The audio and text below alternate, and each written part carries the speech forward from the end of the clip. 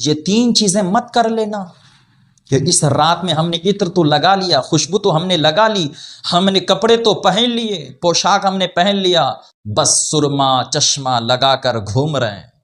نہیں، یہ عبادت میں شمار نہیں کیا جائے گا۔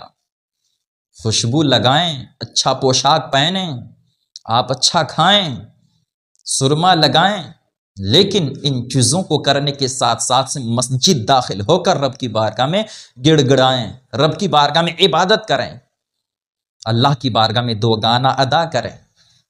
ایسا نہیں ہے ہم نے چوراہے پہ بیٹھ کر دوستوں میں موبائل چلا لیا، گیم کھیل لیے، چشمہ ہم نے پہن کر فوٹو کھینچوا لیا اور ہم کہہ رہے ہیں آج تو ہم رات جگے تھے، میری رات تو آج عبادت کی رات گزری ہے، اور بیٹھ کر موبائل چلا رہے ہوتے ہیں۔ ہم سوچ رہے ہیں کہ ہم آج قبرستان جائیں گے، اب قبرستان جانے کے درمیان ہم دوستوں کے ساتھ ایک دوسرے کی غیبت، ایک دوسرے کی چغل خوری، ایک دوسرے میں گناہوں میں ملوث والی باتیں کرتے جاتے ہیں، اور قبرستان پہنچتے پہنچتے اتنی ساری باتیں کر چکے ہوتے ہیں کہ ہمارا قبرستان جانا بالکل بے سود ہو جاتا ہے۔ میرے پیارے دوستو، قبرستان جب آپ جائیں تو قبرستان جاتے وقت جو بھی آپ کو یاد ہو آپ پڑھتے جائیں، درود شریف پڑھیں، آپ ذکر و اذکار کیا کریں، قرآن شریف کی تلاوت کرتے ہوئے چلیں، نعت شریف پڑھتے ہوئے چلیں، جو بھی آپ کو یاد ہو ذکر الہی کرتے ہوئے چلیں، آپ حضور پر درود شریف پڑھتے ہوئے چلیں۔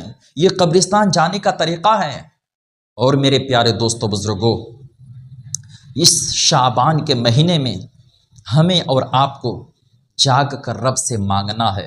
اس رات میں اللہ تبارک و تعالیٰ اپنے بندے کو عطا کرتا ہے، اللہ کی طرف سے ندا آتی ہے، کون مجرم ہے جس کو میں مغفرت کر دوں، کون بے اولاد ہے جس کو اولاد دے دوں، کون بے روزگار ہے جس کو روزی دے دوں۔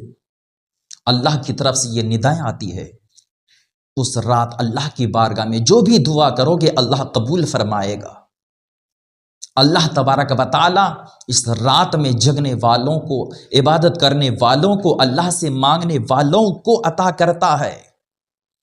اللہ اس کی دعا رد نہیں کرتا، اس کی دعا قبول فرماتا ہے، بشرط کہ آپ کے اندر یقین کامل ہو، یقین کی دولت مضبوط ہو۔ جب آپ دعا کریں، ایسا نہیں کہ ہم موبائل چلا رہے ہیں اور دعا کر رہے ہیں، ہم گیم کھیل رہے ہیں اور دعا کر رہے ہیں، اور ایک دوسرے سے باتیں کر رہے ہیں، دعا کر رہے ہیں، ہمارے ہاتھ تو اٹھے ہوئے ہیں لیکن آنکھیں ادھر ادھر جا رہی ہے، آنکھیں ادھر ادھر پھیر رہی ہیں۔ ہمارے ہاتھ اٹھے ہوئے تو ہیں، منہ سے لفظ تو نکل رہے ہیں، دل سے الفاظ ادا نہیں ہو رہے ہیں، دل سے جملے نہیں نکل رہے ہیں، آنکھوں سے آنسو کے قطرے نہیں نکل رہے ہیں، دعا کر رہے ہیں۔ بس یہ دعا کرنے کا طریقہ نہیں ہے پیارے۔